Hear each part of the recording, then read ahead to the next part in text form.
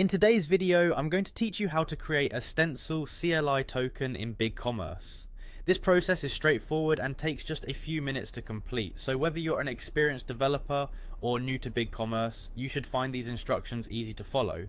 First, you'll want to navigate to the Bigcommerce website. At the top right corner, you'll see the login option. Go ahead and click on that.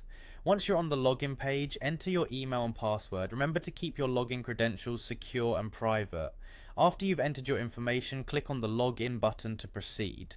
Once you're logged into your account, you'll be taken to the Bigcommerce homepage. Here, look for the settings option, which you'll find on the left hand side of the page. Click on settings to open up more options. As you scroll down the settings menu, you'll eventually see an option labeled API. Click this and it will lead you to where you can manage your API settings. Next, look for the store level API accounts link and select it. This section is where you can create and manage API accounts. To create a new API account, you'll see a button prompting you to create API account. Click it to begin the setup process.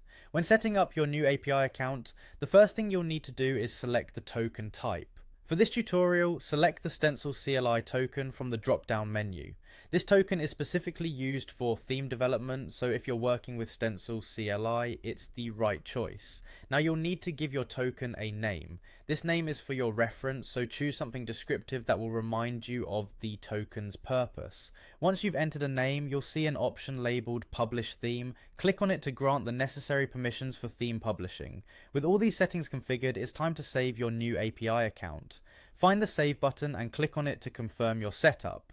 As soon as you save, a document containing important token information will auto-download to your device. Alternatively, you can manually copy the token details if you prefer. Make sure to store this information securely since you'll need it for future development tasks. Finally, wrap up the process by clicking Done. This final step confirms that you've successfully created your Stencil CLI token and you're ready to move forward with your Bigcommerce development work. That's all there is to it. You've now created a Stencil CLI token in Bigcommerce and you're all set to use it with Stencil CLI to develop and customize Bigcommerce themes.